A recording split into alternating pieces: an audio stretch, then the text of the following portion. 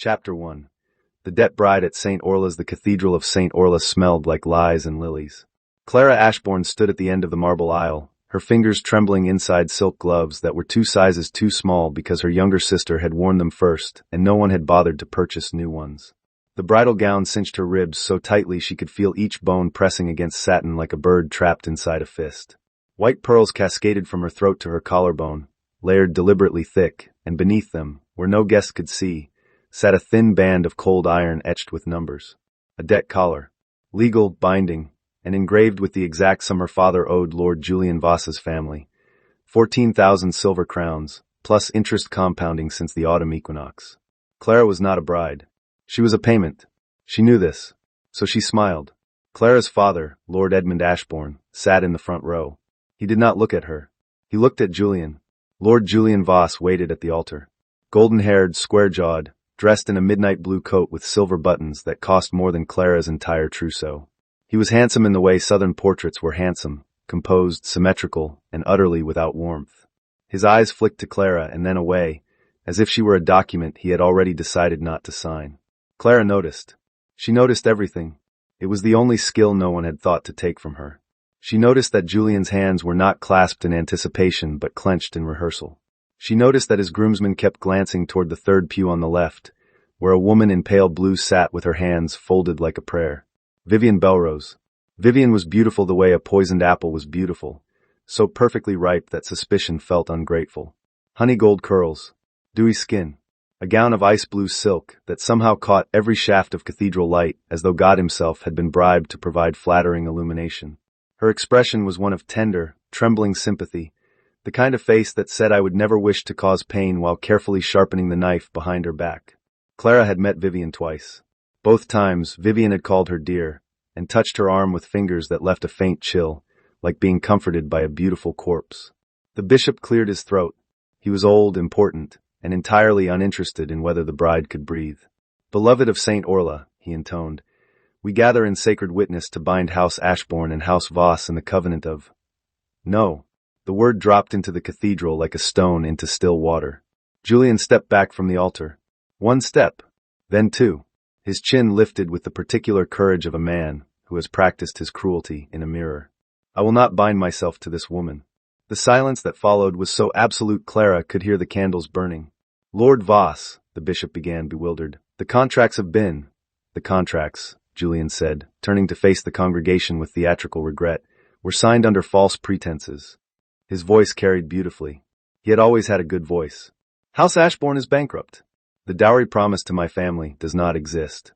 The silver was borrowed against debts already owed to 3 other houses. This marriage is not a union. It is a collection notice wrapped in bridal lace. Whispers erupted like wasps from a broken nest.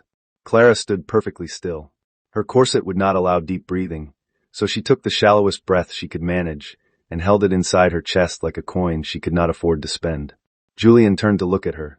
There it was, the expression he had rehearsed. Pity mingled with disgust, as if she were something unpleasant he'd found on the bottom of his shoe. I am sorry, Clara, he said, and the apology was exquisitely performed. But I will not yoke myself to a debt in a dress. A debt in a dress. The phrase rippled through the pews. Clara could feel it attach itself to her skin like a brand. She would wear it for the rest of her life in this city. Every market stall, every drawing room, every whispered conversation would carry those 5 words. Movement in the third pew. Vivian Belrose rose with the grace of a woman who had been waiting for her cue. She walked to Julian's side, her ice blue skirts whispering against marble, and placed one delicate hand on his arm. Her eyes glistened with manufactured tears. Julian, please, Vivian breathed, loud enough for the first 10 rows to hear. Don't be cruel. She didn't know. She didn't know. As though Clara were a child who had wandered into the wrong room, rather than a woman who had been dragged to this altar by legal force. Lord Edmund Ashbourne did not stand. He did not speak. He stared straight ahead with the fixed expression of a man watching his house burn and calculating which furniture to save. 300 faces turned toward Clara. They expected tears. They expected fainting. They expected the satisfying collapse of a humiliated woman confirming every belief they held about the fragility of ruined girls. Clara's stomach growled. It was, she reflected distantly, remarkably poor timing. She had not eaten since yesterday morning. A cup of weak broth and a heel of bread her maid had smuggled into the dressing room. Before that, Meals had been irregular for months. House Ashbourne's kitchens had been serving the appearance of prosperity. Beautiful plates with very small portions arranged to look intentional. Clara had given most of hers to her younger sisters. She was, at this precise moment, more hungry than heartbroken. This was probably not the correct emotional priority. But the body had its own opinions, and Clara's body had decided that public devastation was less urgent than the roasted chickens she could smell wafting from the wedding feast already laid out in the cathedral's banquet hall. Someone had paid for that feast. Probably Julian's family, before they'd decided to cancel the bride. Clara looked at Julian. She looked at Vivian's trembling hand. She looked at her father's cowardly stillness. She looked at 300 nobles waiting for her to shatter. "Tell me," Clara said, and her voice was steady, not strong, not defiant, just the flat calm of a woman who had run out of worse things to feel. "Has the wedding feast already been paid for?" Julian blinked. "What?" "The feast," Clara repeated. "The roasted chickens. The wine. The sugared almonds. I assume the banquet was arranged and funded before you decided to publicly announce that I am, what was the phrase? A debt in a dress." She tilted her head. "It seems a shame. If my dignity must be murdered in a cathedral, wasting perfectly good roasted chicken on top of it feels excessive." Silence. Then, from somewhere in the back pews, a single muffled sound that might have been a laugh, quickly strangled. Julian's jaw worked. Vivian's perfect composure flickered. Lord Edmund closed his eyes. Clara stood in her too-tight gown with her hidden collar and her empty stomach and her dry, wounded, unbreakable humor, and she waited, because there was nothing else she knew how to do. Then the cathedral doors exploded inward. Chapter 2. The Wolf King enters. The doors did not simply open. They cracked against the stone walls with a sound like thunder breaking bone, and cold northern air rushed into the cathedral as though the building had been holding its breath and could finally exhale. Every candle flame bent sideways. King Rowan Blackthorn walked into the Cathedral of St. Orla like a winter storm that had decided to wear boots. He was enormous. Not merely tall. Tall was Julian Voss. Tall was the bishop. Tall was the sort of word used for men who fit comfortably inside civilized rooms. Rowan Blackthorn was built on a scale that made the cathedral feel smaller. Broad shoulders. A chest like a fortress wall. Dark hair cut close, threaded with silver at the temples, though he could not have been older than 35. A scar ran from his left temple to his jaw, pale against weathered skin, the kind of scar that said the other man did not walk away.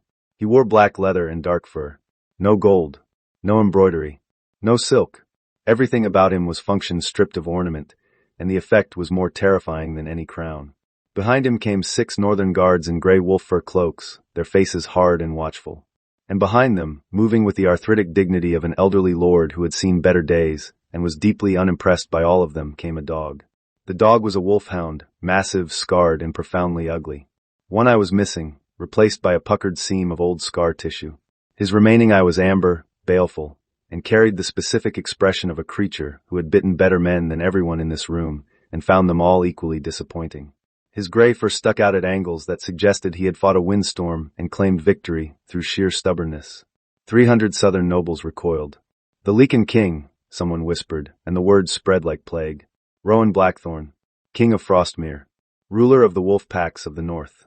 A man the South spoke of in the same breath as blizzards, blood, and borders that should never be crossed. Southern mothers frightened children with his name. Southern lords signed treaties with his kingdom and prayed never to meet him in person. He was here, in their cathedral, uninvited. His amber eyes, wolf's eyes, everyone said, even in his human form, swept the room. They passed over the cowering nobles, the trembling bishop, the frozen groomsmen. They paused on Julian and Vivian, cataloging them with the brief disinterest of a predator assessing prey too small to bother killing. Then his gaze found Clara. She stood alone at the head of the aisle. Thin, pale, starving in silk. A girl in a gown that was crushing her ribs, wearing pearls over a debt collar, just told she was worthless in the house of a god who apparently had no objections. Rowan's jaw tightened. Something shifted behind his eyes, something controlled and dangerous that had nothing to do with politics. "Lord Voss." His voice was deep, unhurried, and carried the way an avalanche carries, without needing to raise itself. "I received interesting reports about your southern marriage customs. I came to see if they were exaggerated." He looked at Clara, then back at Julian. They were not. Julian straightened with the desperate bravery of a rabbit facing a wolf, and remembering it was technically a mammal too. "Your Majesty, this is a private ceremony. A southern matter. The treaties, Rowan said, between our kingdoms prohibit the trafficking of bloodline-bonded persons through debt contracts disguised as marriages. He took a step forward. You rejected this woman publicly. You called her a debt. You stand beside a woman who is not the contracted bride. And your father's house holds 14 trade agreements with Frostmere that I can review, renegotiate, or burn by morning. Another step. Would you like to tell me again that this is private? Julian said nothing. His golden face had gone the color of old cheese. Vivian stepped forward. Her chin trembled beautifully. Your Majesty, she breathed. Please understand, no one intended to cause. The wolfhound growled. It was not a polite growl. It was the kind of growl that started in the chest and ended in a promise. The animal's single amber eye fixed on Vivian with undisguised loathing, as though he could smell something beneath her perfume that offended him on a molecular level. Vivian froze. Clara, still standing in her too-tight gown with her empty stomach and her murdered dignity, looked at the ugly dog with something that might have been the first genuine interest she'd felt all day. Rowan turned to her. His expression changed, not softened exactly, but shifted from political fury to something more careful. He looked at her the way a man looks at a wounded creature he does not want to frighten. Lady Ashbourne, he said, you are not obligated to remain here. Clara stared at him. The Lycan King of Frostmere, feared monster of the north, terror of southern nursery tales, was standing in a cathedral full of the people who had just destroyed her, and he was speaking to her as though her opinion mattered. I beg your pardon, she said. I am offering you protection, Rowan said. My kingdom's protection. You may leave this cathedral under my guard, and no southern contract, debt, or paternal claim will follow you. The whispers became a roar. Lord Edmund Ashbourne finally stood. You cannot, she is my daughter, the law. Your law, Rowan said, without looking at him, sold her. My law does not. Clara's hands shook inside their two small gloves. She looked at Rowan Blackthorne, and saw a dangerous man offering her a door. But she had been offered things before, promises, contracts, a marriage, and every single one had been a cage painted to look like a gift. May I ask you something first? She said. Rowan inclined his head. The cathedral held its breath. Chapter 3. Clara negotiates her own rescue. Will I be fed? The question landed in the sacred silence like a brick in a baptismal font. Clara watched Rowan's expression flicker, not with amusement, but with something rawer. Recognition. Yes, he said. Will I be legally protected under your kingdom's law, with documentation I can read myself? Yes. Will I be sent back to my father at any point, for any reason? No. Will I be forced into another marriage, a mate bond, or any contract that treats my body or bloodline as property? A pause. Rowan's amber eyes studied her with unsettling intensity. No. Will I be allowed, Clara said, and her voice cracked for the first time, just barely, like a hairline fracture in porcelain, to testify against every person who arranged my sale? The cathedral erupted. Julian shouted something about slander. Vivian pressed her hand to her heart. Lord Edmund lurched forward with his hand raised. Whether to reach for Clara or strike her, no one could say, because Rowan moved. He did not lunge. He simply stepped between Lord Edmund and Clara with the casual precision of a man positioning a wall. Edmund stumbled back. You will have the right, Rowan said quietly, looking only at Clara, to testify against anyone, in any court, under my protection. Clara swallowed. Her throat burned against the collar's iron. Tin you accept? Lord Edmund found his voice. She is my daughter. Under St. Orla's law, a father's claim. Under Frostmere law, Rowan said, turning to him with a patience that was somehow more frightening than anger. A father who sells his child forfeits the right to call her one. He reached into his coat and produced a short, heavy knife, northern steel, unadorned, wickedly sharp. Lady Ashbourne, with your permission. Clara understood. She tilted her chin up, exposing the line of pearls and the iron band beneath. Rowan's hands were steady and extraordinarily careful. He slid the flat of the blade beneath the pearl strands. Clara heard them scatter across marble like hail, and then the knife edge found the debt collar. One precise cut against the crude locking mechanism. A click. The iron band fell away from her throat and hit the cathedral floor with a sound that echoed longer than it should have. The skin beneath was raw, red, rubbed to bleeding in places where the collar had pressed during fittings no one had cared enough to adjust. Rowan looked at the wound on her neck, and something in his face went very still and very cold. He did not touch her skin. He stepped back and sheathed the knife. From behind the northern guards, the enormous ugly wolfhound had been conducting his own investigation of the cathedral. Specifically, he had located the banquet hall's open door and discovered the wedding feast laid out on long tables. Roasted chickens, braised lamb, fresh bread, sugared fruits, 3 different cheeses, and an elaborate wine arrangement that no one would be toasting with today. The wolfhound seized an entire roasted chicken in his jaws, trotted back through the nave with the dignity of an archbishop carrying a holy relic, and deposited it at Clara's feet. He then sat down, looked up at her with his single amber eye, and waited. Clara stared at the stolen chicken. It was golden brown, glistening with herb butter, and more food than she had seen in a week. Something hot and terrible pressed behind her eyes. Not grief for Julian or shame at the spectacle, but the simple animal gratitude of a starving creature presented with kindness by something that expected nothing in return. "Thank you," she told the dog, and meant it more than she had meant anything she'd said to any noble in the cathedral. The wolfhound's tail moved once. Decision made. She was his person now. Rowan looked at the dog. Brindle. Brindle ignored him completely. Chapter 4. Escape from the southern court. The square outside the Cathedral of St. Orla was chaos dressed in good manners. Nobles spilled from the doors like silk-wrapped ants from a disturbed hill, whispering, pointing, fanning themselves with handkerchiefs that cost more than a peasant's house. Clara walked through them on legs she could not entirely feel, flanked by northern guards whose gray cloaks parted the crowd like a blade through butter. She still held the chicken. She was not sure when she had picked it up, but her fingers had closed around it with the desperate instinct of someone who had learned that food, once offered, could be taken away. Her bridal gown dragged on the cobblestones, pearls dangling from severed strands like loose teeth. The red mark of the collar burned on her throat for everyone to see. Julian appeared on the cathedral steps, Vivian clinging to his arm with performative distress. "Your Majesty," he called, his voice pitched to Carrie. You cannot simply remove a contracted woman from." "I did not remove her," Rowan said, not turning. "She chose. You should try listening to women when they speak. It is educational."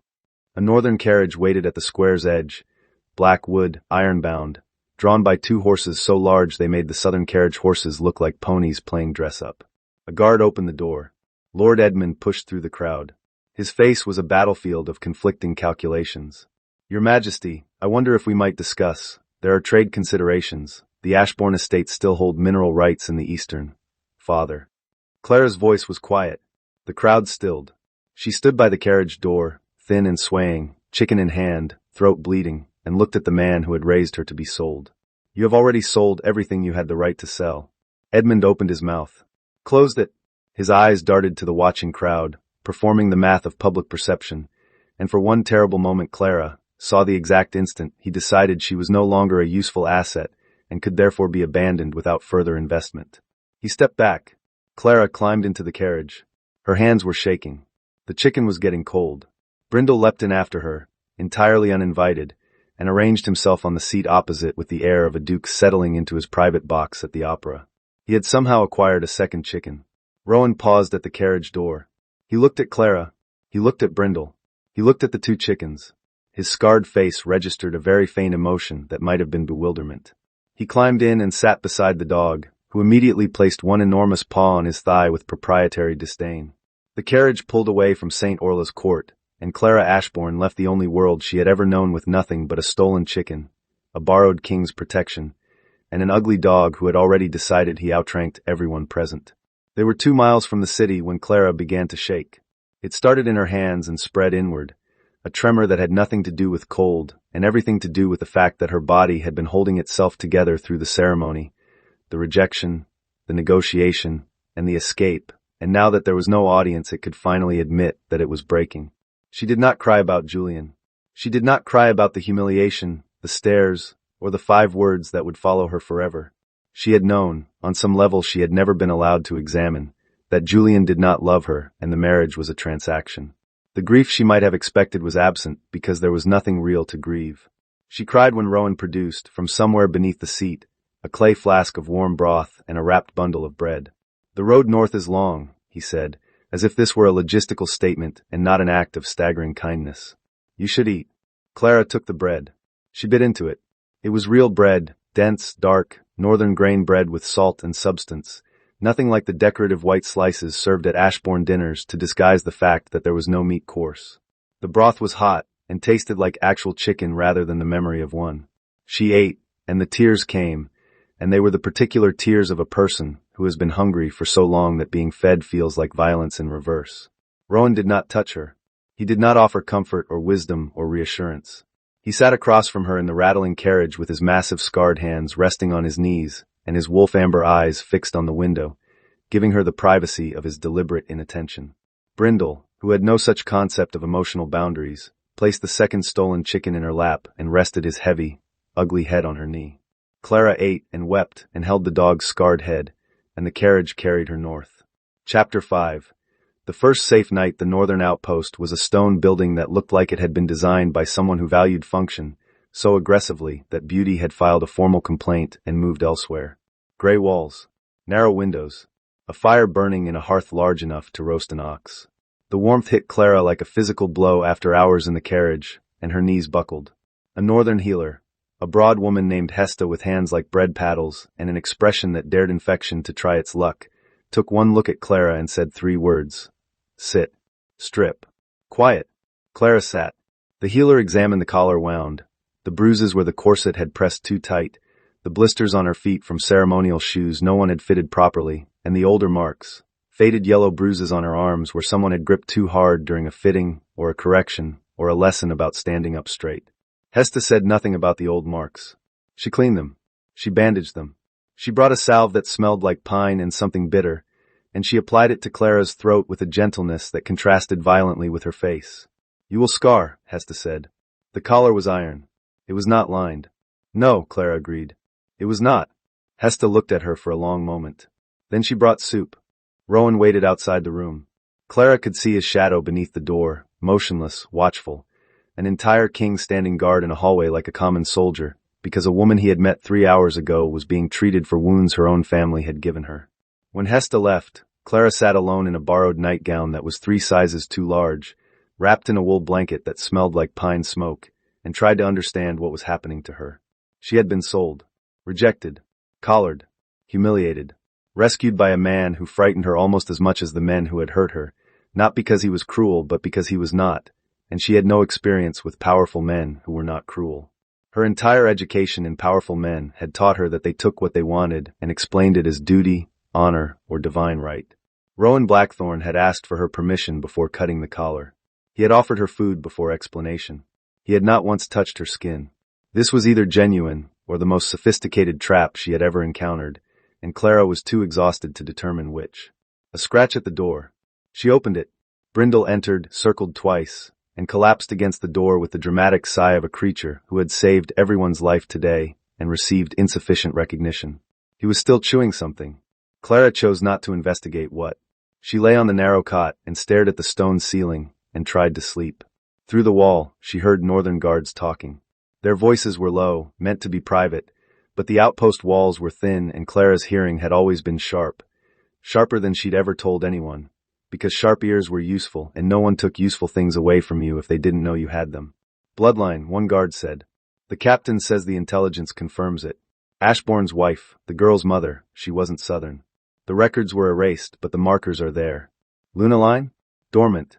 But dormant doesn't mean dead.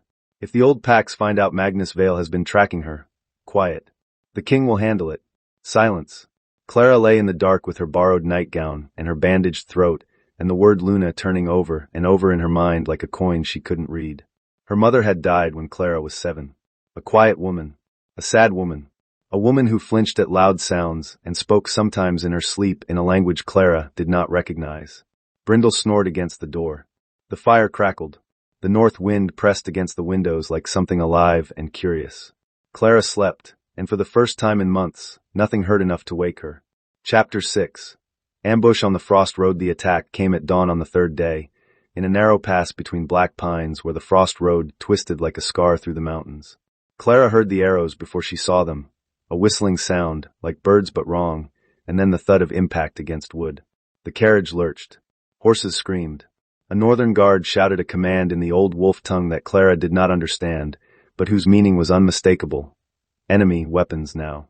Stay down, Rowan ordered, and he was out of the carriage before Clara could respond, moving with a speed that should not have been possible for a man his size. Through the carriage window, Clara saw chaos.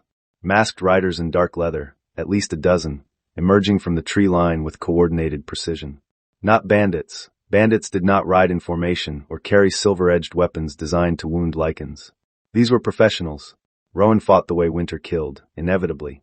He did not shift, not fully, but his human form carried something of the wolf in every movement. He broke a man's sword arm with one hand and threw him into a tree trunk. He caught an arrow out of the air and drove it into the thigh of the archer who'd fired it. His guards fought beside him in a tight defensive ring. Clara crouched in the carriage with her heart hammering and her useless silk gloves and her borrowed cloak and absolutely nothing resembling a weapon. She was not brave. She was not a warrior. She was a woman who had been trained to arrange flowers, manage household accounts, and endure pain quietly. None of these skills were immediately applicable to an ambush. But she noticed things. She noticed that the attackers were trying to reach the carriage. Not to destroy it, to open it. They wanted what was inside. They wanted her. She noticed that one rider carried a leather satchel strapped across his chest, and every time the fighting shifted near him, he twisted to protect it. Not his body. The satchel. She noticed that the attackers avoided Rowan when possible, focusing on the guards, trying to create a gap in the defense. A path to the carriage door. Brindle was growling, pressed against Clara's legs, his single eye fixed on the carriage window with the focus of a creature calculating exactly how much violence was required. An attacker reached the door. His hand closed on the handle. Brindle launched himself through the window, not through the door, through the window, shattering the thin wooden shutter, and hit the man in the chest with 60 pounds of ancient one-eyed fury. The man screamed. Brindle's jaws closed on his wrist and held. Clara's mind, deprived of better options, did what it always did, calculated. The road was icy. The horses were panicking. The carriage had tilted on the slope, its left wheel caught on a rock. If the horses bolted, she grabbed the loose reins that had fallen inside when the driver was pulled from his seat. She did not know how to drive a northern carriage, but she knew that panicked horses pulling against a stuck wheel would flip the entire vehicle down the mountainside, and she had not survived a debt collar and a public humiliation to die in a roadside ditch. She braced the reins. She released the wheel lock. The carriage lurched forward, just enough to throw off the two attackers trying to climb onto it. Then she saw the man with the satchel going down. Brindle had released the first attacker and crossed the road with improbable speed for an arthritic animal, seized the satchel strap in his teeth, and pulled. The strap snapped. Brindle retreated under the carriage with his prize, snarling at anything that came near. The fight ended shortly after. Rowan's sword found the last attacker's shoulder, and the man fell. The survivors fled into the pines. Rowan stood in the frost road, breathing hard, blood on his hands that was not his own, and looked at the carriage. The shattered window. The repositioned wheels. Clara, still holding the reins with white-knuckled hands. Brindle emerging from beneath the carriage with a leather satchel in his jaws and an expression of deep professional satisfaction. "You moved the carriage," Rowan said. "It was going to flip," Clara said. "I weigh very little. I would not have survived the fall." She paused. "Also, there are sandwiches in here that Hesta packed, and I would prefer they not be destroyed." Rowan stared at her. His mouth did something complicated. "Brindle stole that man's satchel," Clara added. "He was protecting it more carefully than his own body. I would like to see what's inside." Inside the satchel, they found coded documents. Contracts, transfer orders, and repeated references to the Ashbourne asset and Luna collateral, and a name, Magnus Vale. Clara read the documents twice. Her hands had stopped shaking. Something new was settling into her chest. Not courage, not yet, but the cold clarity of a woman beginning to understand that her humiliation had not been personal. It had been strategic. Someone had wanted her sold. Someone had wanted her broken, bound, and controllable. And that someone was not Julian Voss, who was too cowardly to plan anything more complex than breakfast, or Vivian Belrose, who was too vain to see past her own reflection. There was a larger hand moving the pieces. "Who is Magnus Vale?" Clara asked. Rowan's face darkened. "A problem," he said, "that just became yours as well as mine." Chapter 7. Arrival at Blackthorn Hold. Clara had expected savagery. The South spoke of Frostmere in terms designed to frighten. Barbarian wolves, frozen wastelands, howling darkness, and raw meat feasts served on the skulls of enemies. She had been prepared for a cave system, or at best a stone fortress decorated primarily with weapons and despair. Blackthorn Hold was neither. It was enormous, built into the side of a mountain where dark pines gave way to granite, its towers carved from the living rock and reinforced with northern ironwood that had turned silver with age. Smoke rose from 100 chimneys. Banners of black and gray snapped in the wind. The main gate was wide enough for 4 carriages abreast, and above it, carved into stone so old it had become part of the mountain, was the Blackthorn sigil, a wolf's head crowned with thorns. It was not beautiful. It was formidable. And it was, Clara realized as the gates opened in warmth and noise, and the smell of cooking poured out like a living thing, impossibly alive. The wolf court of Frostmere was nothing like the south. Southern courts were silent, perfumed, layered with etiquette so dense you could suffocate on it. Northern courts were loud. People shouted across halls. Dogs, real dogs, plus wolves who were pretending to be dogs and fooling no one, wandered freely. A woman in leather armor argued with a man twice her size about the correct way to season elk stew, and the argument was conducted at a volume that would have caused a southern noblewoman to require smelling salts. Everyone stared at Clara, not with the polished curiosity of southern nobles assessing her market value, but with the blunt, unfiltered suspicion of wolves encountering an unfamiliar scent. She was too thin, too pale. She smelled like southern incense and sadness. Her borrowed cloak hung off her shoulders like a tent on a stick. A woman materialized from the crowd as though summoned by the cosmic signal of someone who needed feeding.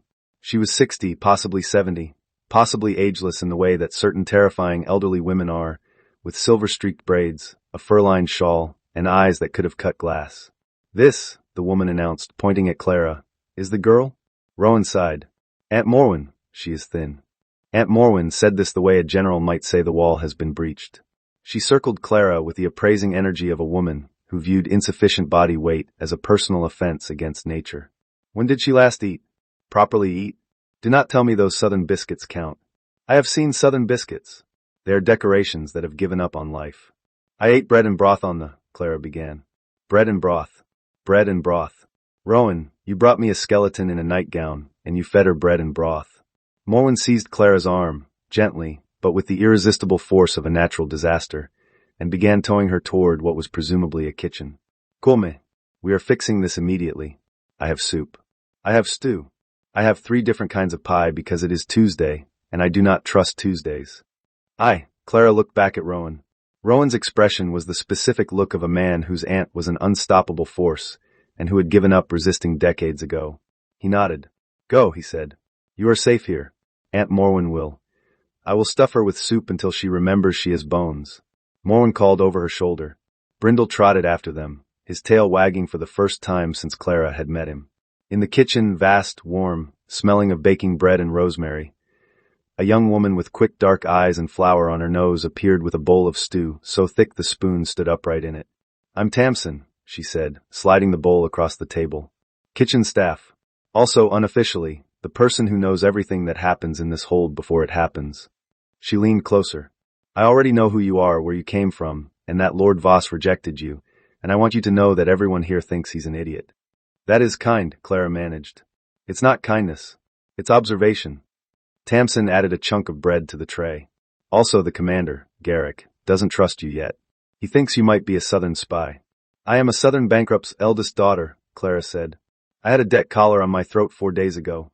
I have no possessions except a borrowed nightgown and an elderly dog who steals poultry. My espionage capabilities are limited." Tamsin grinned. "I like you." Later that night, Rowan showed Clara to her chambers. They were plain by southern standards: stone walls, a heavy oak bed, furs and woolen blankets, a fireplace already burning, but they were warm, clean, and had a door with a lock on the inside. "These are yours," Rowan said. "You are not a prisoner. The lock works. The key is yours. If anyone disturbs you without permission, tell me, and they will learn not to repeat the mistake." Clara took the key. It was iron, heavy, real. She held it and felt the weight of a thing she had never been given before, a room of her own that she could close. "Why?" she asked. Rowan paused in the doorway. "Why are you doing this?" Clara pressed. "You are a king. You did not need to come south. You did not need to rescue a bankrupt nobleman's daughter from a broken wedding. What do you gain?" The question was honest, not ungrateful. She had been an asset her entire life. She needed to know what she was being used for. Rowan considered her. "I came south because I received intelligence that southern noble houses were trafficking dormant bloodlines through marriage contracts. Your wedding was one of several.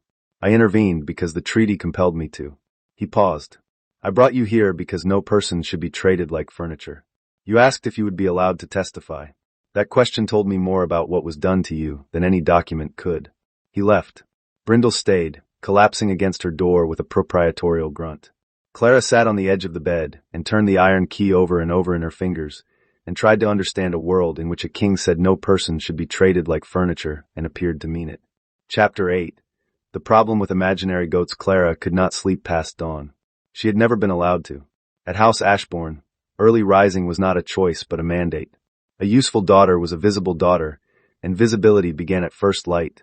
Mending, copying letters, managing household accounts that grew more desperate each quarter, arranging flowers to disguise rooms where furniture had been quietly sold.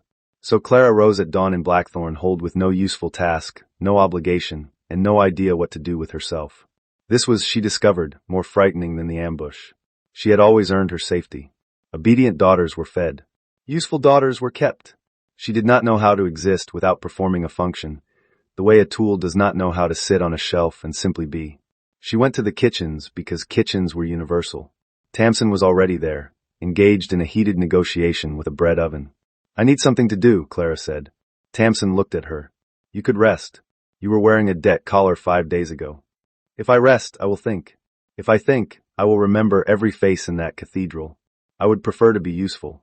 Tamsin considered this with the pragmatism of a woman who understood that survival sometimes meant staying busy. "The steward's office has a backlog of supply ledgers that no one has audited since autumn. I'm told they're a mess. Can you do accounts?" Clara could do accounts the way a fish could swim, not as a talent, but as a biological certainty. House Ashbourne had been hemorrhaging money for years, and Clara had been the one secretly tracking every lost coin, every falsified receipt, every debt her father pretended didn't exist. She had managed an entire estate's financial collapse from a writing desk in the corner of a room where no one noticed her, because noticing her would have meant acknowledging that a 19-year-old girl was the only person preventing total ruin. She went to the steward's office. The ledgers were indeed a mess.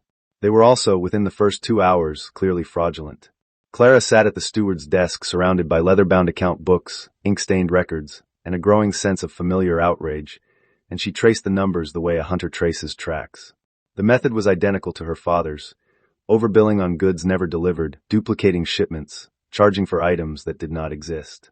Except here the scale was larger, because Frostmer's military operations required vast quantities of grain, leather, weapons, and livestock.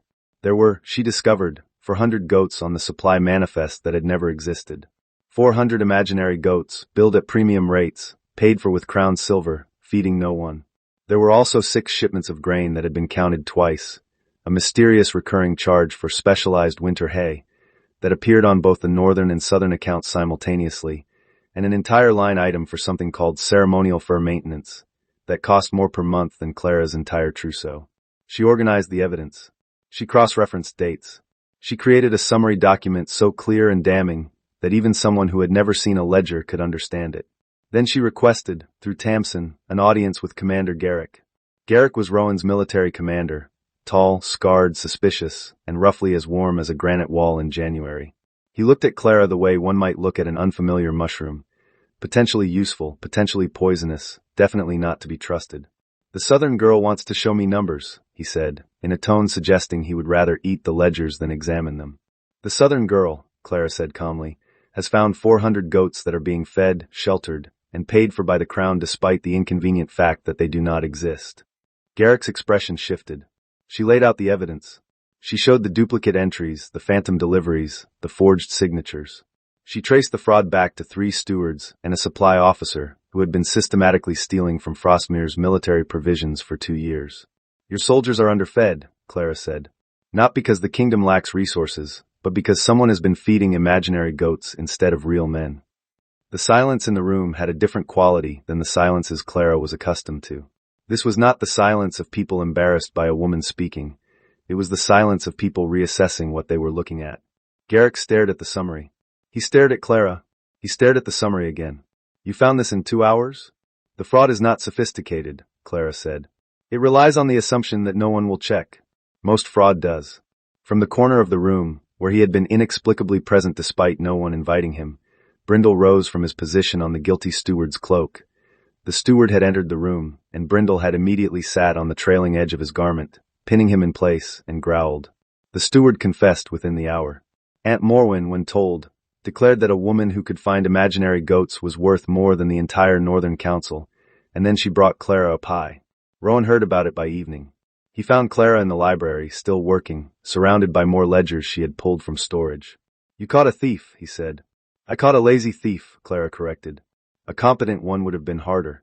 My commander tells me the supply discrepancy explains why 3 border outposts went short on grain last winter. 2 soldiers died." Clara went still. You saved lives today, Rowan said. With numbers. No one had ever told Clara that her skills mattered. She had spent years managing her father's collapsing estate, and the only response had been the expectation that she would continue doing so quietly, invisibly, and without recognition. She had been a function, not a person. I am good at this, she said, and the words felt strange in her mouth, not boastful, but honest, a fact she had never been permitted to state aloud. Yes, Rowan said. You are. He left. Brindle remained, sleeping on a pile of accounting records that Clara suspected he had deliberately arranged into a nest. Chapter 9. The Wolf Court and the almost smile over the following weeks. Clara learned Frostmer's customs through a process of continuous cultural shock. Wolves were direct. Aggressively uncomfortable, excessively direct. In the South, you spent 45 minutes discussing the weather before you could mention that someone owed you money. In the North, a woman walked up to Clara in the Moon Hall and said, "You're the one Julian Voss rejected? He must be blind. You have good teeth and excellent posture. Would you like some elk?" Clara did not know how to respond to this. She accepted the elk. Northern women trained with weapons alongside men. Northern children were taught to track, hunt, and identify poisonous plants before they were taught to read. Loyalty was the highest currency, and insults were delivered face to face, rather than through the elaborate social weaponry of rumor and implication that Southern courts preferred. This was overwhelming but, Clara discovered, oddly liberating. She did not need to decode hidden meanings when meanings were thrown at her head like cheerful projectiles. Rowan watched her adapt with the careful attention of a man who had learned that hovering was not the same as helping. He gave her space. He gave her work, real work, not decorative tasks. He asked her opinion on trade documents and listened when she answered. He introduced her to the council as Lady Ashbourne, who will be reviewing Crown accounts until further notice. And when a council member laughed, Rowan looked at him with an expression that suggested laughter was a choice and not all choices were wise. The council member stopped laughing. But Rowan was also, Clara noticed, deeply uncomfortable with gentleness. He had been at war since 16. He communicated most naturally through orders, strategies, and the occasional terrifying silence. When Clara flinched at a slammed door, a reaction she could not control, left over from years of her father's unpredictable temper, Rowan did not ask what was wrong. He simply ensured, through a series of quiet commands that Clara was not supposed to overhear, that no door in her vicinity was ever slammed again. She overheard anyway. Her hearing was sharper every day, though she told no one. One evening, in the corridor outside the Moon Hall, the temperature dropped sharply. Clara fumbled with her northern cloak, a heavy fur-lined garment Aunt Morwen had insisted on, far warmer than anything she'd owned in the South, but her fingers were too cold to work the clasp. Rowan appeared. He always seemed to appear when she was struggling, not dramatically but practically, the way a wall appears when you need something to lean against. "May I?" he asked, gesturing to the clasp. Clara nodded. His hands were enormous. Scarred, calloused, capable of extraordinary violence, and astonishingly careful.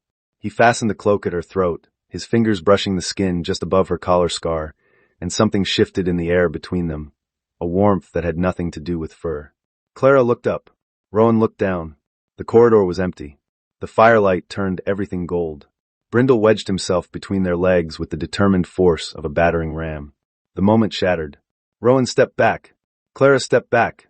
Brindle sat between them, gazing up with his single eye and an expression of absolute moral certainty that he had done the right thing. Clara pressed her lips together. Something was happening to her mouth. Something it hadn't done in months. Years, maybe. She almost laughed. Rowan saw it. His scar shifted. His eyes softened. His mouth moved into an expression that was not quite a smile, but was clearly fighting to become one.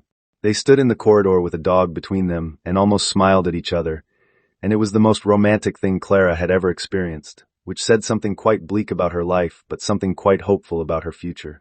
By the next morning, Aunt Morwen had somehow learned about the cloak incident and told 14 people. Chapter 10. Vivian's letter. The letter arrived on fine cream paper, sealed with the Belrose signet in pale blue wax. Clara recognized the handwriting before she read a word. Vivian Belrose wrote in the same practiced, graceful script that Southern girls were taught in deportment school. Pretty letters designed to conceal ugly intentions. Dearest Clara, I cannot express the depth of my sorrow for what transpired at St. Orla's. I want you to know that I never wished for Julian's affections. They came to me unbidden, and I was powerless to refuse. I have prayed daily for your well-being, and hope that the North has offered you the peace you deserve. Please know that if you ever wish to return south, I would welcome you as a sister. Lord Julian speaks of you often with regret. Your father misses you terribly. With deepest compassion, Vivian Clara read it twice. Then she held it up to the light. Faint iridescent dust shimmered along the paper's fold. Not perfume powder, something else. Something that carried the faintest hum against Clara's sharpening senses, like a bell rung underwater. She did not touch the dust. She set the letter down with careful fingers. But it was not the dust that had caught her attention. It was the phrase I was powerless to refuse. She had seen that phrase before. Not in a love letter, in a contract. Specifically, in the language of the Ashbourne-Voss marriage agreement, subsection 14, paragraph 3. The clause governing the transfer of debt obligation in the event that the primary contracted party was powerless to refuse alternative terms. It was legal language, hidden inside an apology letter like a blade inside a bouquet. Vivian had not written this because she was sorry. She had written it because the same legal minds that had drafted Clara's sale were still drafting. This letter was a contract trigger, meant to be held, touched, responded to, creating a chain of contact that could be used as evidence of Clara's voluntary re-engagement with Southern debt law. Clara went to Rowan. She laid the letter on his desk, explained the hidden legal phrase, the iridescent dust, and the likely purpose, to establish a paper trail that would allow Southern courts to claim Clara had willingly re-entered contractual negotiation with House Belrose. Rowan's face went through several expressions, all of them dangerous. He reached for the letter. "Don't touch it," Clara said. "The dust may be a tracking charm. Anyone who handles it could be marked." Rowan pulled his hand back. "I will send soldiers south tonight. The Belrose estate will." "No." He stopped. "Soldiers can burn a house," Clara said, and her voice was steady in a way that surprised even her. "But ledgers can burn a dynasty." She met his eyes. "I need the Southern contracts. All of them. Not just mine, every marriage agreement, every dowry transfer, every bloodline clause that House Belrose, House Voss, and House Ashbourne have signed in the last 20 years. If Vivian is connected to whoever arranged my sale, the proof is in the paperwork. It is always in the paperwork." Rowan studied her. She could see him wrestling with the instinct to protect through force, to do what wolves did. Find the threat, destroy the threat, come home. Strategy was not his language. But he was learning it. "You want to build a case," he said. "I want to build an avalanche. And I want to bury them in their own signatures." Rowan leaned back. "Then we build." Chapter 11. The silver oath trap. Magnus Vale struck with the precision of someone who had been planning this longer than anyone realized. The weapon was not a sword. It was a treaty. An envoy arrived at Blackthorn Hold under diplomatic protection, carrying a sealed document invoking the Silver Oath Accord, an ancient agreement between the Northern Wolf Packs and the Southern Human Kingdoms that predated Rowan's reign by 2 centuries. Under its terms, any accusation of criminal harboring brought by a recognized Southern authority against a Northern sovereign required formal judicial response. Failure to comply was an act of war. The accusation: King Rowan Blackthorn had stolen Clara Ashbourne from her lawful family, in violation of Southern debt law, family rights, and contractual obligation. The punishment demanded: Clara's return to Southern custody. The envoy read the accusation aloud in the Moon Hall. The court erupted. Garrick's hand went to his sword. Aunt Morwen said something unprintable. Brindle positioned himself between Clara and the envoy with the quiet intensity of a creature, calculating the precise trajectory required to reach someone's throat. Rowan stood very still. Clara could see the trap. If Rowan refused the accusation, he broke the Silver Oath, and Magnus Vale, whose name appeared nowhere in the document but whose strategy was visible in every clause, would have grounds for military coalition against Frostmere. If Rowan accepted the accusation, Clara would be dragged back south. "How long do we have to respond?" Rowan asked, his voice terrifyingly calm. 72 hours, the envoy said. "Then we respond in 72 hours. Rowan dismissed the envoy and turned to Clara. "I will not send you back." "I know," Clara said, "but you cannot simply refuse. The oath is binding. Then I will break it and fight." "You will fight a war to protect one woman?" "Yes." The word landed like a stone. Clara stared at him. He stared back. Neither of them moved, and the entire Moon Hall pretended very hard to be looking at something else. "Give me the treaty text," Clara said. "All of it. The original accord, every amendment, every subsection. Give me Tamsin, Aunt Morwen, candles, and 12 hours. She worked through the night. The Silver Oath Accord was dense, archaic, and deliberately obscure. The kind of legal document written by people who wanted the words to mean whatever was most convenient at the time. Tamsin brought food and coffee. Aunt Morwen brought commentary. This clause was written by Lord Heron the Insufferable. He died on a privy. Fitting. Brindle kept stealing pages and chewing them. At 3 in the morning, Brindle dragged a page from the bottom of the stack, a page Clara had not yet read because it was stuck to another with ancient wax. She peeled them apart. Subsection 42, Amendment 6, added during a long-forgotten border negotiation. No accusation brought under the Silver Oath Accord shall be considered valid if the underlying contractual claim involves the non-consensual transfer of bloodline rights. Bloodline trafficking voided the accusation. Clara sat back. Her heart pounded. She had spent her life reading contracts other people wrote to control her, and she had just found the one clause that could set her free. If she could prove that her marriage contract involved bloodline trafficking, that her sale was not merely financial but biological, designed to transfer her Luna bloodline to whoever purchased the marriage rights, then the entire Silver Oath accusation collapsed. She had the satchel from the road ambush. She had the coded references to Luna collateral. She had the fraudulent supply records showing Magnus Vale's financial fingerprints. She had Vivian's letter with its hidden legal trigger. She had enough. Chapter 12. Clara Saves the King. The formal response took place in the Moon Hall, with the envoy, the full Northern Court, and a gallery of witnesses. The envoy began by restating the accusation. He was smug. He had been told this was a formality, that the Wolf King would bluster, threaten, and ultimately either surrender the girl or give Magnus Vale his war. He had not been told about Clara. She stood at the center of the hall, dressed in northern gray, her collar scar visible, her hands steady. She held a sheaf of documents organized with the meticulous precision of someone who had been trained by suffering to never, ever lose a receipt. The accusation, Clara said, relies on the legal validity of the Ashbourne-Voss marriage contract. I will now demonstrate that the contract is void. She presented the coded documents from the satchel. She translated the references to Luna collateral and Ashbourne asset. She showed financial transfers between House Belrose and an unnamed northern rogue Alpha matching Magnus Vale's known accounts. She demonstrated that the marriage was not a debt resolution but a bloodline transfer.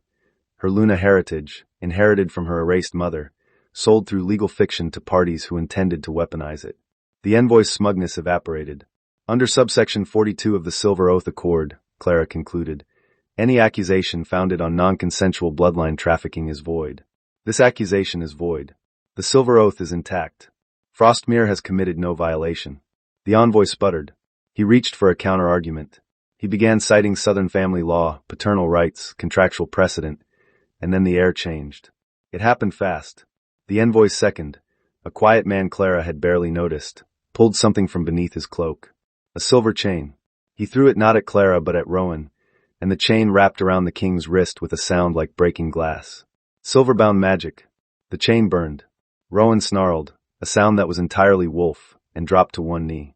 The silver hissed against his skin, and Clara could see glowing sigils crawling up his arm, binding not just his body but his wolf. Suppressing the shift. Suppressing his power. Garrick drew his sword. Guards rushed forward. But the chain pulsed and Rowan's eyes, amber wolf-bright, dimmed. A gift from Magnus Vale, the envoy's second said, smiling. The Wolf King, bound by his own treaty. How poetic. Everyone looked at Rowan. Everyone expected Rowan to save himself. Clara moved. She did not think about it. She did not plan it. She picked up the original treaty document, the physical parchment, old and fragile, and imbued with the ancient oath magic that gave the Silver Oath its binding power, and she spoke the voiding clause aloud. Not just read it. Spoke it. With authority. With command. With something that rose from inside her like a tide she had not known was there. Her voice changed. Deepened. Carried a resonance that made the torches flare and the wolves in the hall. Every wolf, including Garrick, including the guards, lower their heads involuntarily. Luna bloodline. Dormant but not dead. And not, it seemed, dormant anymore. The treaty parchment glowed. The silver chain on Rowan's wrist cracked. The sigils shattered like ice. Rowan surged to his feet, and the envoy's second found himself lifted off the ground by a hand around his throat. Touch her, Rowan said very quietly, and your kingdom will learn how silent a man becomes without his lungs. The man was removed. The envoy fled. The moon hall stood in ringing silence. Clara's hands were shaking.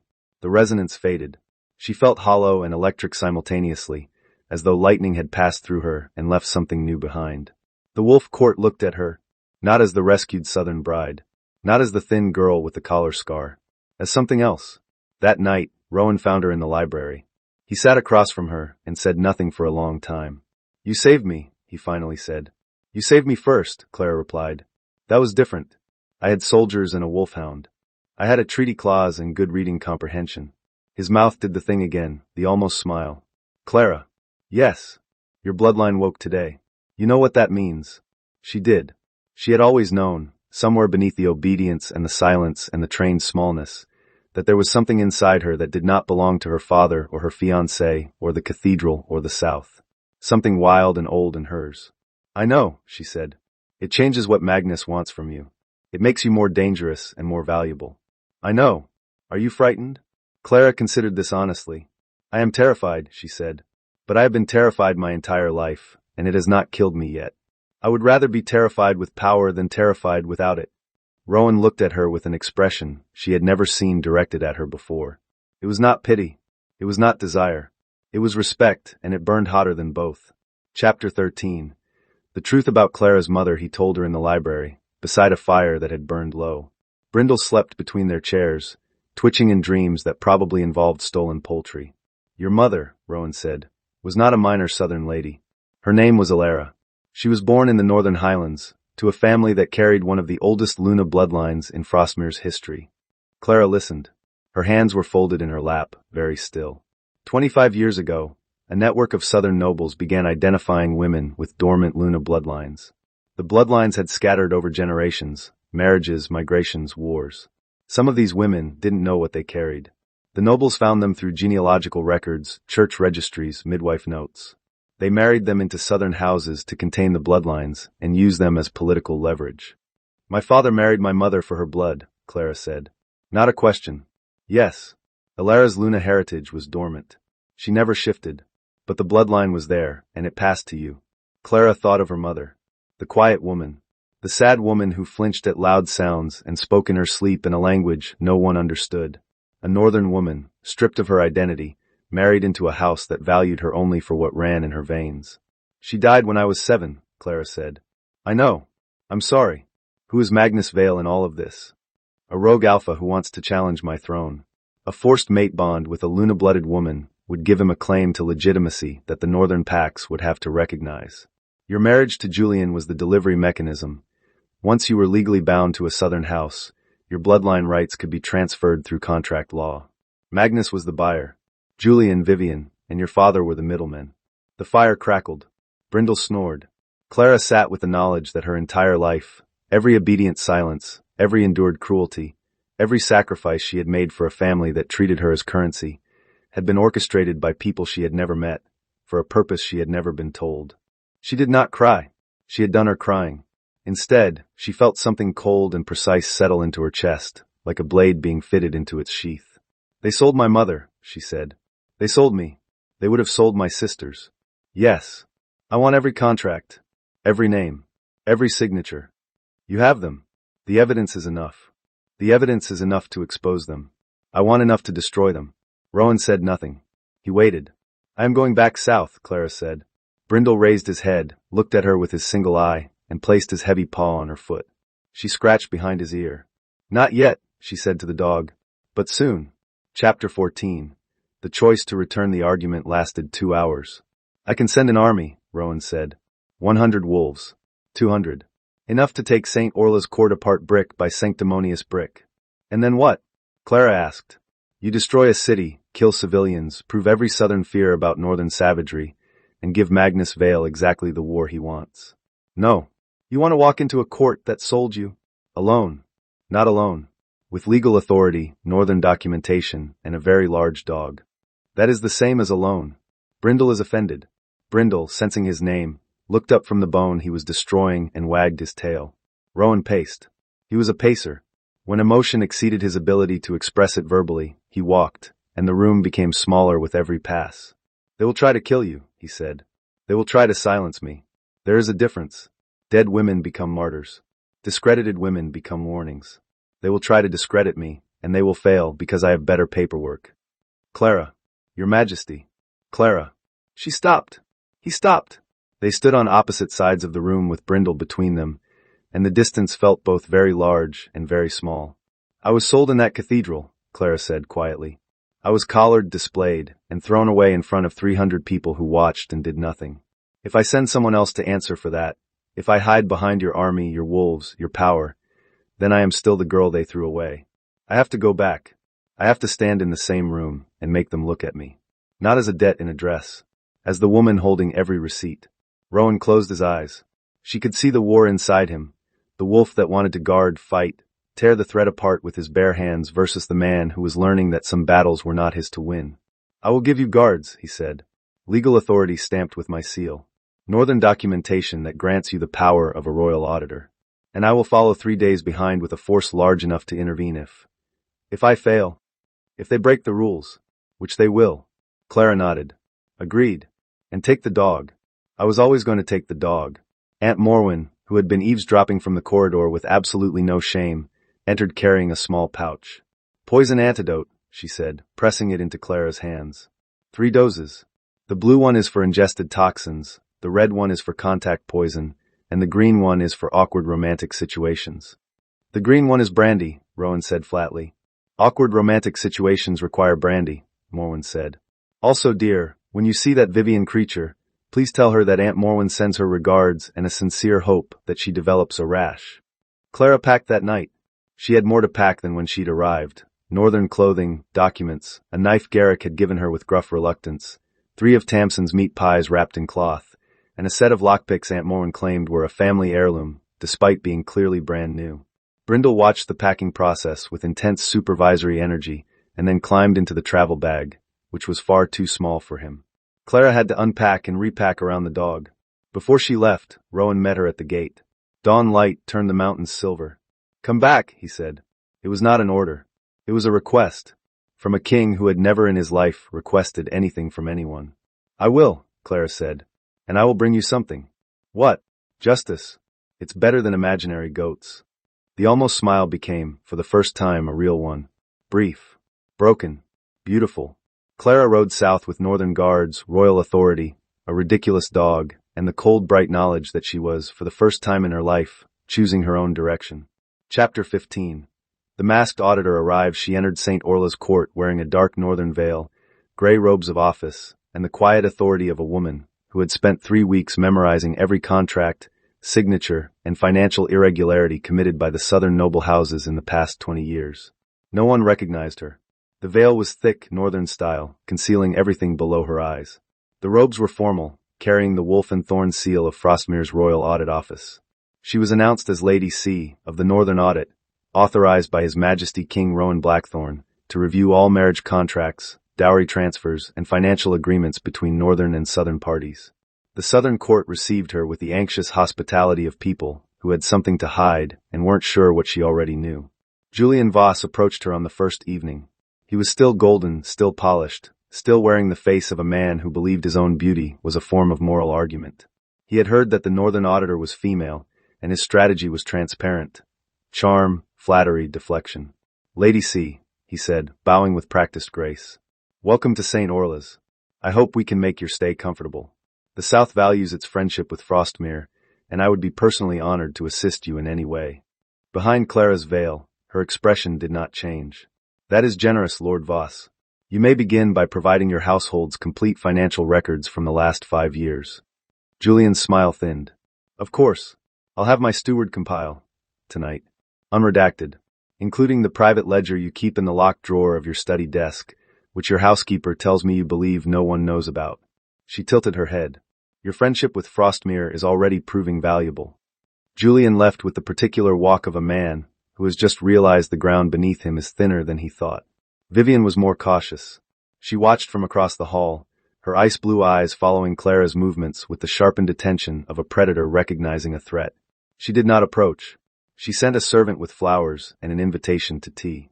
Clara declined the tea and had the flowers tested for contact toxins. They were clean. Vivian was saving the poison for later. Lord Edmund Ashbourne was the most transparent. He cornered Clara in the records hall on her second day, sweating, desperate, already calculating how to use a northern auditor to renegotiate his debts. Lady C, if I might speak frankly, House Ashbourne's financial difficulties have been greatly exaggerated. With the right investment, perhaps a partnership with northern mining interests, Lord Ashbourne, Clara said, and she kept her voice pitched lower than her natural register, modulated to unrecognizability. I am not an investor. I am an auditor. The difference is that investors believe what they are told, and auditors believe what they can prove. She paused. You may go. He went. Under the records table, Brindle growled softly. He had been smuggled into the court disguised as a northern audit hound, a title Clara had invented, and which no one questioned, because no southern noble wanted to admit they didn't know what a northern audit hound was. Brindle spent his days lying under Clara's table, growling at anyone who lied, stealing documents left unattended, and periodically emerging to stare at Vivian Belrose with his single eye in a manner that made her visibly uncomfortable. At night, Clara compiled her evidence. The documents told a story so clear it was almost elegant. The systematic sale of bloodline-bearing women through marriage contracts, the financial trail connecting House Belrose to Magnus Vale, the forged dowry records that disguised biological trafficking as debt resolution. She had enough to destroy them all. She needed only the right stage. Chapter 16. The Trial of Contracts. Clara spent 4 days gathering witnesses. A seamstress named Marta, who had fitted Clara's bridal gown and seen the debt collar beneath the pearls. I told the house steward, Marta whispered. He said it was tradition. I knew it wasn't tradition. Iron doesn't go under pearls for tradition. A clerk named Aldrich, who had copied the Ashbourne-Voss marriage contract and noticed that the bloodline transfer clause was written in a different hand than the rest. Someone added it after the main contract was signed. The ink was different. I noted it in my records, and the next day my records were missing. A servant from House Voss who had overheard Julian and Vivian discussing the rejection 2 weeks before the wedding. She told him exactly what to say. The words, a debt and address. She made him practice. A southern priest who had notarized bloodline transfers for 3 other women in the past decade, all married into southern houses, all carrying dormant Luna heritage, all disappeared from public life within a year of their weddings. And then there was the evidence Brindle had stolen from Vivian's room. This had been unplanned.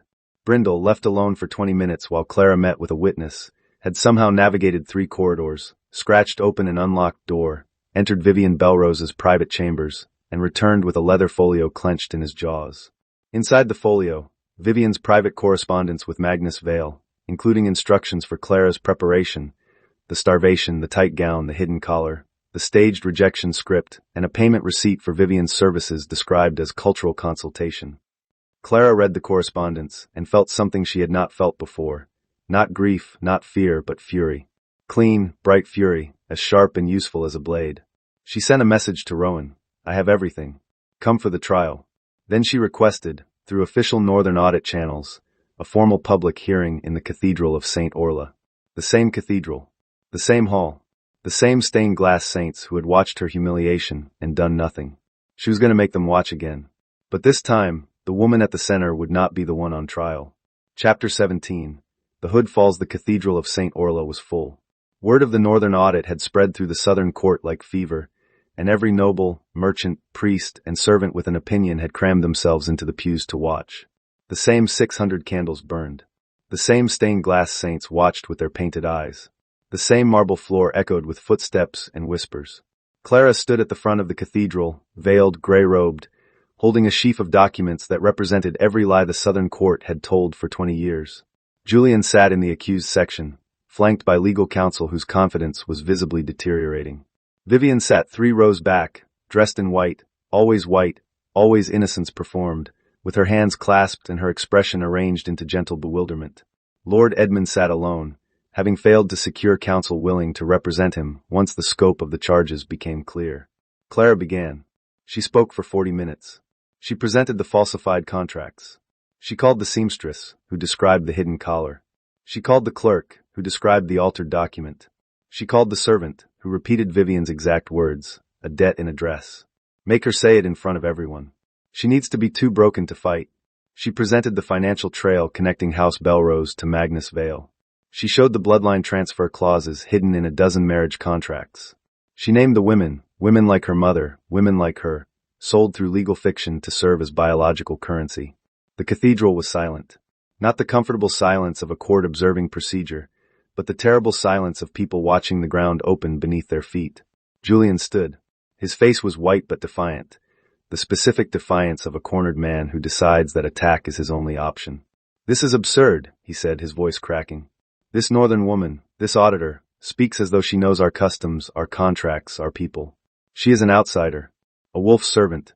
She understands nothing about southern honor. From behind the veil, Clara felt something settle inside her. Calm, cold, ready. Vivian rose with trembling grace. Please, she breathed. This is cruel. This woman, whoever she is driven by jealousy, by bitterness, by some unfeminine desire to destroy what she cannot have. I have only ever tried to. You made him practice, Clara said. Vivian stopped. The words, a dead in a dress. You wrote them. You made Julian rehearse them in his study, 2 weeks before the wedding, while his servant listened through the door. Clara's voice was steady. You chose the phrase because you knew it would follow me, for the rest of my life in this city. You designed a humiliation so thorough that no one would ever look at me and see anything else. The cathedral had stopped breathing. Lord Edmund lurched to his feet. You have no authority. I demand to know who, under Southern paternal law, I claim. Clara reached up and removed her veil. The fabric fell. Her face emerged, thinner than before, sharper, marked by the collar scar at her throat that she had not hidden. Her eyes were clear and dark and burning. Silence. 300 faces recognized her simultaneously. The dead bride. The skeleton in silk. The girl who had asked about roasted chicken while her world collapsed around her.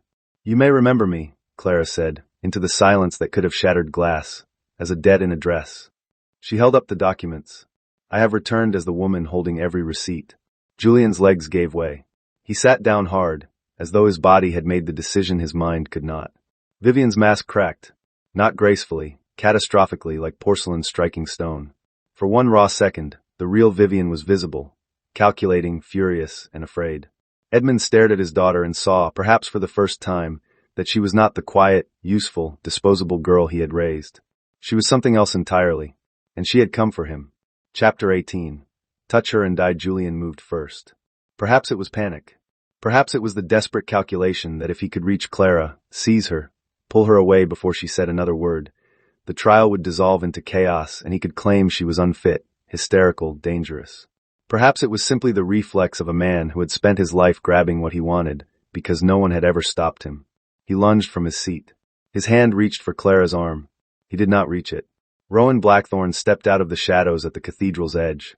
He had entered silently through a side door, which should not have been possible for a man his size, but was possible for a wolf who had been hunting long before he learned to wear a crown, and placed himself between Julian and Clara with the casual inevitability of a mountain deciding to relocate. His hand closed around Julian's wrist. Not crushing. Holding. The way a trap holds. Lord Voss, Rowan said, and his voice was quiet in the way that deep water is quiet, the way the moment before lightning is quiet. Touch her again, and your kingdom will learn how quiet a man becomes without a throat. The cathedral froze. Every noble, every guard, every servant, every stained glass saint seemed to hold their breath. Julian whimpered. Actually whimpered, like a kicked dog, and the sound echoed in the cathedral's perfect acoustics. Then Clara spoke. Let him go. Rowan's head turned. His amber eyes found hers. She could see the wolf in them, the predator that wanted to end this immediately, permanently with teeth. The court will hear the charges, Clara said, before the wolves hear the screaming. Rowan released Julian's wrist. Julian stumbled back, cradling his hand, and sat down in his chair with the abrupt obedience of a man who had just learned what fear tasted like. Clara turned back to the cathedral. Her cathedral now. Chapter 19. Sentencing the South, Lord Julian Voss. Julian flinched at his own name. You are found guilty of conspiracy to traffic a bloodline-bonded woman through a false marriage contract. You are found guilty of public fraud, staged humiliation, and collusion with the rogue Alpha Magnus Vale. You participated in the sale of a human being and called it a wedding. Clara laid the sentencing document on the altar. The same altar where she had stood in her too-tight gown with her hidden collar and her empty stomach. Your inheritance is stripped. Your titles are revoked. Under the joint authority of Frostmere and the Southern Crown, Rowan had secured the Southern King's reluctant cooperation through the simple mechanism of providing evidence, so damning that refusing to act would constitute complicity. You are sentenced to 30 lashes, administered publicly. Julian's mouth opened. Clara, please, I was afraid, my father pressured me, I didn't want. You practiced the words, Clara said. A dead in a dress. You stood in your study and rehearsed them. Fear does not rehearse. She lifted the iron collar from the evidence table. The same collar. Hers. Still carrying the dark stains of her blood on its inner rim. This will be placed around your throat, she said. You will wear it during your sentence on the frost roads. Chained labor. 1 year. Every day you wear it, you will know what it felt like. Julian began to cry. The golden boy, the polished lord, the man who had called her a debt. He wept in the cathedral where he had destroyed her, and not one person in the pews looked at him with sympathy. Vivian Belrose. Vivian stood. She had rearranged her face into wounded innocence, tears, trembling hands, a white gown that practically glowed with manufactured purity. "I don't understand," Vivian whispered. "I never meant to hurt anyone. I am only—" "You are wearing a glamour," Clara said. Vivian's tears stopped. "A false purity charm. Southern light magic, purchased from a disgraced hedge witch in the River District. I have the receipt." Clara held it up. "It costs 4 silver a month. It makes the wearer appear more innocent, more beautiful, more trustworthy. It is also, under Southern ecclesiastical law, classified as spiritual fraud." Clara looked at the bishop. The bishop, who had watched Clara's humiliation and said nothing, now had the opportunity to demonstrate that his moral authority was not entirely decorative. He nodded. "Remove the glamour." A church mage stepped forward. Vivian backed away. "No, don't, you can't." The mage spoke a word. The air around Vivian shimmered and cracked. The glamour fell away like a mask made of light. Vivian Belrose was still beautiful, but the beauty was different now. Harder, sharper, with none of the ethereal softness that had made people trust her. Her eyes were clever and cold. Her skin carried the faint marks of alchemical treatments designed to maintain an appearance of youth. She looked exactly like what she was, a woman who had built her entire life around a lie she wore on her face. The cathedral murmured. People who had trusted Vivian, confided in her, believed her gentle protestations, saw the real woman beneath and recoiled. "You are found guilty of orchestrating the public humiliation of Clara Ashbourne, conspiring with Magnus Vale for the trafficking of bloodline-bonded women, and using forbidden glamour to deceive the Southern court." Clara's voice did not waver. "You are branded as a bloodline trafficker. The brand is magical, permanent, and visible. You are sentenced to imprisonment in the Grey Tower for 15 years. Vivian screamed. Not prettily. The real scream of a woman who had just lost everything she had spent her life constructing. Guards seized her arms. The church mage pressed a sigil to her wrist, and Vivian shrieked as the brand burned into her skin. A black mark in the shape of broken chains that would identify her to every person she met for the rest of her life. She was dragged from the cathedral, still screaming. Lord Edmund Ashbourne. Her father stood slowly. He did not try to run or argue. He looked at Clara with an expression she had never seen on his face before, recognition. Not love.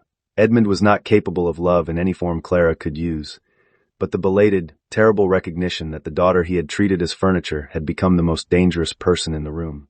"You sold me," Clara said simply. "You sold my mother before me. You knew what the marriage contract contained. You knew about the bloodline clause. You knew about Magnus Vale. And you stood in this cathedral and watched Julian destroy me, and you said nothing, because silence was cheaper than courage." Edmund swallowed. "I am your father. You are my owner. There is a difference." She laid the final document on the altar. "You are stripped of legal authority over House Ashbourne and all its remaining estates. You are stripped of paternal rights. You will kneel before this court and confess, publicly, that you sold your daughter." Edmund knelt. The sound of his knees hitting marble echoed like a door closing. "Say it," Clara said. "I sold my daughter." Louder. "I sold my daughter." A guard stepped forward carrying a thin silver collar, not iron, like Clara's. Silver. Inscribed with oath runes. "This is a truth collar," Clara said. "It will burn whenever you lie. You will wear it for the rest of your life. Every person you speak to will know that your words are monitored by magic. You will live in the world you created, a world of contracts and collars, except now the collar is yours." The silver clicked around Edmund's throat. He flinched as the runes settled against his skin. Clara looked at him. She felt nothing. Not satisfaction, not grief, not the cathartic release she had hoped for. Just the quiet, exhausted recognition that the man who should have protected her never would have, and that she had wasted years hoping otherwise. She turned away. Minor conspirators were sentenced next. Branded hands for the contract forgers, stripped titles for the complicit nobles, frost mine labor for the financial middlemen. Each sentence was specific, documented, and visible. No one escaped into comfortable obscurity. Chapter 20. Magnus Vale's last bond. He came on the third night. Clara had expected him. Magnus Vale was not the kind of man who surrendered to courtroom procedure. He was a wolf, and wolves, when cornered, did not negotiate. They attacked. He entered the cathedral through the ancient crypt tunnels, passages that hadn't been used in a century, that Clara had found on an old architectural survey she'd requested from the church archives during her audit. She had found them, mapped them, and told Rowan's guards exactly where to wait. But Magnus was faster than expected. Stronger. His rogue alpha power hit the guards like a wave, throwing 3 of them against the walls before the rest could respond. He found Clara in the nave. She was alone, apparently alone. She had sent the witnesses away. She had dismissed the guards visibly, while positioning Rowan's wolves in the shadows outside. Magnus Vale was tall, lean, wolf-eyed, and carried the specific menace of a man who had spent years cultivating power through stolen bloodlines and broken oaths. His smile was the worst thing about him. Warm, reasonable. The smile of a man explaining why what he was about to do to you was really for the best. "Clara Ashbourne," he said. "Or should I call you by your mother's name? Ilara's daughter. Luna-blooded. The key to a kingdom." "You may call me Lady Ashbourne," Clara said. "You will not be speaking long enough for formality to matter." Magnus laughed. "I admire you. Truly. Most women in your position would have broken. But you came back, you held a trial, you played the game." He stepped closer. "And now the game is over. I need your bloodline, Clara. One forced bond, one ritual, and your Luna power becomes mine. I challenge Rowan. I take Frostmere. And you? You live. Comfortably. I'm not a monster. You traffic women through marriage contracts. You engineered my public humiliation. You sold my mother's bloodline before I was born. You are exactly a monster." Magnus' smile faded. "I am an alpha. What I need, I take." He moved. Fast. Wolf fast. His hand caught Clara's wrist, and the forced bond magic ignited. A searing purple light that crawled from his fingers toward her skin, seeking the dormant Luna power inside her. Clara did not pull away. She had planted this moment. The evidence trail, the trial, the seemingly unguarded cathedral, all of it designed to draw Magnus out of hiding and into a ritual that she had already sabotaged. During her weeks in Frostmere, she had studied forced bond magic with every text the Northern Library possessed. She had learned that a forced bond required 2 things, a willing alpha and an unaware Luna. The bond could not complete if the Luna's power was active, recognized, and directed. Clara's power was all 3. She looked at Magnus and said clearly, with the resonance that made torches flare and wolves bow, "I reject this bond." The purple light reversed. It slammed back into Magnus with the force of his own magic rebounding against an immovable wall. He screamed a raw, animal sound and staggered. The forced bond magic, designed to steal, found nothing to take and everything to punish. It burned through his channels like acid through glass. Rowan came through the cathedral door. Not slowly. Not dramatically. He came like war itself, shifted half into wolf form, claws extended, eyes blazing amber. Magnus fought. He was weakened but desperate, and desperate alphas were dangerous in the way that cornered animals with nothing to lose were always dangerous. The fight was brutal, stone cracked, pews shattered, blood marked the marble floor. Clara stood her ground. She did not flee. She watched, and when Magnus broke free from Rowan's grip for one terrible second and lunged toward her again, she was ready. Brindle, who had been hiding under the altar since nightfall, patient as a stone, with the stolen folio of evidence clenched in his jaws, launched himself at Magnus' legs. 60 pounds of elderly, one-eyed fury hit the rogue alpha at knee height, and Magnus stumbled. Rowan's hand caught Magnus' throat. "She rejected you," Rowan said. "Your magic rejected you. Your claim is ash." Magnus' eyes flickered. The forced bond magic was consuming him from within. His own power turned traitor, stripping away the stolen strength he had built from other women's bloodlines. His alpha aura guttered like a dying flame. "Sentence him," Clara said. Rowan looked at her. She looked back. In the ruined cathedral, surrounded by broken stone and spilled blood and the fading light of corrupted magic, they stood on opposite sides of a fallen villain and agreed, without words, on what came next. Magnus Vale was sealed in a cold iron tower at the edge of Frostmere's northern border. The iron suppressed his wolf permanently. His stolen power was stripped. He would live, locked in a cell warded against escape, fed, sheltered, but never again free. Every morning, he would wake to silence where his wolf had been, and he would know that the woman he tried to steal had been the one who destroyed him. Clara thought it was a fair trade. Chapter 21. The new law. The law took 3 weeks to draft. Clara worked with Rowan's legal counsel, Garrick's military advisors, and a delegation of Southern judges who had been strongly encouraged to cooperate by the combined evidence of everything Clara had uncovered. The document was called the Ashbourne Accord, and Clara had argued against naming it after herself until Aunt Morwen pointed out that naming a women's protection law after the woman who had been publicly sold and then publicly triumphed was the kind of political symbolism that kept laws from being quietly repealed. The terms, "No woman may be transferred as debt collateral through marriage, contract, or any other legal instrument. No marriage contract may contain clauses binding bloodline rights without the explicit, documented, witnessed consent of the bloodline holder. No forced mate bond claim may override personal choice. Any attempt to force a mate bond is punishable under both northern and southern law. Debt collars are outlawed. Possession of a debt collar is a criminal offense. Any woman harmed by bloodline trafficking or forced marriage contracts may seek protection under the joint authority of Frostmere and the Southern Crown. Clara signed the document in the Cathedral of St. Orla, at the same altar where she had been rejected. The bishop blessed it, because the bishop had learned that cooperation was preferable to being the next person Clara audited. 300 southern nobles watched in silence. Some looked ashamed. Some looked frightened. Some looked resentful. None of them objected, because the evidence on the altar was thick enough to bury anyone who tried. When the signing was complete, Tamsin, who had traveled south with Clara and was standing in the gallery, began clapping. Then Garrick, who had come to grudgingly respect Clara more than he would ever admit aloud. Then Aunt Morwen, who clapped the loudest and also whistled. Clara stood at the altar with ink on her fingers and the collar scar on her throat, and the knowledge that she had done something larger than revenge. She had closed the door that had been used to sell her mother, and her, and every woman like them. It was not enough. It would never be enough to undo what had been done. But it was a start, and starts were what people built futures on. Chapter 22. Warm ending at Frostmere. Spring came to Frostmere like a secret being told aloud. The snow pulled back from the lower valleys. Pine forests that had been white cathedrals of silence began to drip and murmur with meltwater. The first wildflowers appeared, tiny, stubborn, impossibly bright against the gray stone, and Aunt Morwen declared that if anyone picked them before she had assessed their medicinal properties, she would put something unspecified in their soup. Clara stood on the balcony of her chambers in Blackthorn Hold and breathed air that tasted like cold pine and coming warmth and the faint smoke from the kitchen, where Tamsin was teaching northern cooks to make a southern fruit tart and losing the battle magnificently. She was not the same woman who had arrived in a borrowed nightgown, clutching a stolen chicken, too thin to cast a proper shadow. She was still thin. Aunt Morwen's feeding campaign was ongoing and possibly eternal, but the fragility had been replaced by something leaner and more deliberate.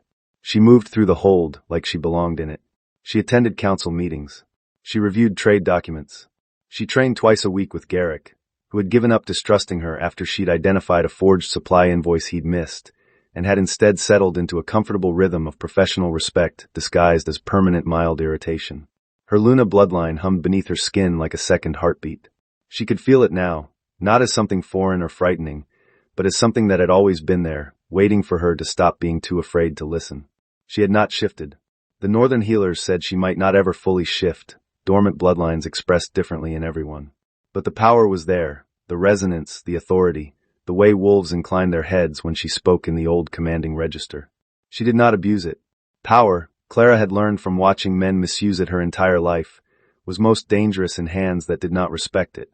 Rowan found her on the balcony. He was quieter these days. Not subdued. Rowan Blackthorn would never be subdued in the way that mountains would never be modest, but settled in a way he had not been before. The constant tension in his shoulders, the war readiness that never fully unwound, had softened by degrees. He still slept lightly. He still carried a blade. But he laughed more often, and the laughter was real, surprised out of him by Clara's dry observations or Brindle's ongoing campaign of dignified theft or Aunt Morwen's latest outrageous claim. The Trade Council approved the Northern Route tariff revisions, he said, leaning against the balcony rail beside her. His arm brushed hers. Neither of them moved away. All of them? Lord Harwick objected to Section 14. Lord Harwick objects to weather. He once lodged a formal complaint about the direction of wind. I told him you said that.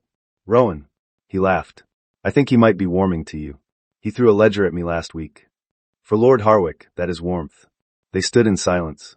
Below, the hold hummed with the sounds of daily life, voices, hammers, dogs, the distant rhythmic thud of training ground combat. A world that had become, against all probability, hers. Clara, Rowan said. She looked at him. The scar. The amber eyes. The face that had frightened her when she first saw it in a cathedral full of people who had sold her, and that she now knew better than any face she had ever studied. Stay, he said. Not as a guest. Not under protection. Not as a political arrangement or a treaty obligation or a... Are you trying to ask me something? I am trying to say. He stopped, ran a hand through his hair, looked at the mountains as though they might provide the words he needed, which they did not, because mountains were unhelpful in romantic situations. You are the most remarkable person I have ever known. You were starving and collared and publicly destroyed, and you asked about roasted chicken. You found imaginary goats. You broke a silver oath with a treaty clause. You returned to the place that sold you and made them watch you become everything they tried to prevent. He turned to face her. His hand found hers, carefully, the way he did everything that mattered, as though she were something precious and he was something that could accidentally break precious things. I love you, he said, the words low and rough, as if they had been dragged out of the deepest part of him. Not because of what you carry in your blood. Not because of what you can do for my kingdom. Not because you saved me or changed the law or stood in a cathedral and made cowards kneel. His thumb brushed carefully over her knuckles. I love you because when the world tried to make you small, you became precise. Because you are hungry and wounded and still somehow merciful. Because you see every hidden number, every lie beneath silk, every person others overlook. Because you make this hold feel less like a fortress and more like a home. Clara's throat tightened. For months, perhaps for years, love had been a word used around her like a bargaining chip. Her father had called sacrifice love. Julian had called possession love. Southern contracts had written love into clauses and penalties until the word had seemed less like a feeling and more like a lock. But Rowan did not say it like a claim. He said it like an offering. Clara looked down at their joined hands. His was large, scarred, dangerous. Hers was smaller, ink-stained, steady.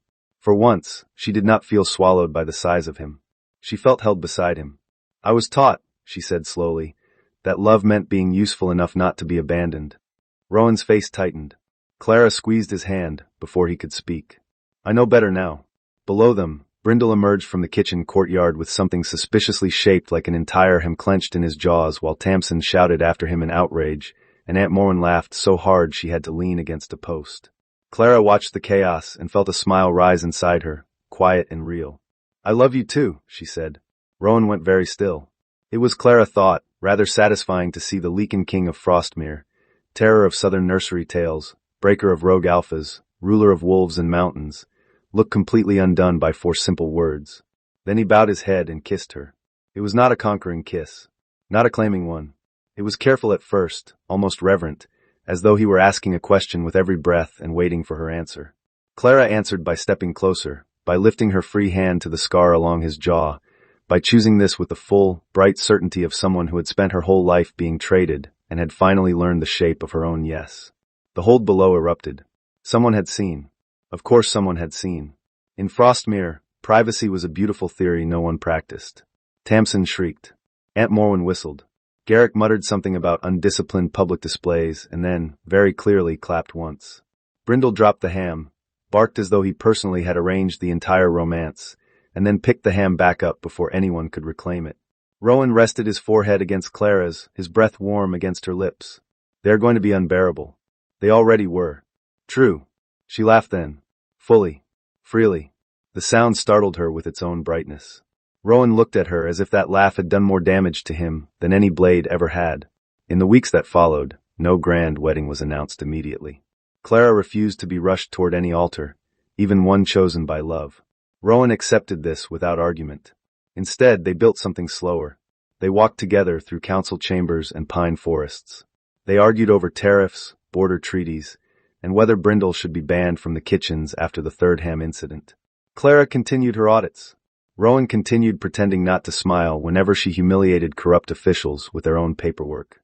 The Ashbourne Accord spread beyond St. Orla's court, carried by judges, merchants, rescued women, and rumors that grew larger with every retelling. Some said Clara Ashbourne had destroyed 3 noble houses with a ledger and a starving dog's stolen chicken. Some said she had made a rogue alpha kneel by speaking one sentence. Some said the Lycan King had fallen in love with her the moment she asked whether the wedding feast had already been paid for. Clara knew the truth was stranger, sharper, and far less tidy. She had not been saved because she was secretly powerful. She had not healed because a king loved her. She had survived first. She had chosen next. Love had come after, not as rescue, but as warmth finding its way into a life that had once been built entirely around endurance. And that made it real. On the first morning of summer, Clara stood again on the balcony of Blackthorn Hold. The valleys below were green now, threaded with silver streams and scattered with wildflowers Aunt Morwen had finally permitted everyone to admire from a respectful distance. Rowan stood beside her, his hand resting lightly at her back. Brindle slept across both their feet, snoring with the self-importance of a retired general. Clara touched the scar at her throat. It was still there. It always would be. A thin pale mark where iron had once declared her a debt. She no longer hated it. The scar was proof, not of what had been done to her, but of what had failed to keep her. Rowan noticed the movement. "Does it hurt?" "No," Clara said. And it was true. She looked toward the mountains, toward the living hold behind her, toward the future she had not been sold into but chosen. Once she had stood in St. Orla's cathedral starving, collared, humiliated, and waiting for her life to be decided by men who thought her silence meant surrender. Now she stood in Frostmere with ink on her fingers, law in her name, wolves at her back, and a king beside her who had learned to ask instead of take. Clara Ashbourne had been rejected at the altar as a debt bride. She had gone north. She had returned to judge them all. And in the end, she had come home.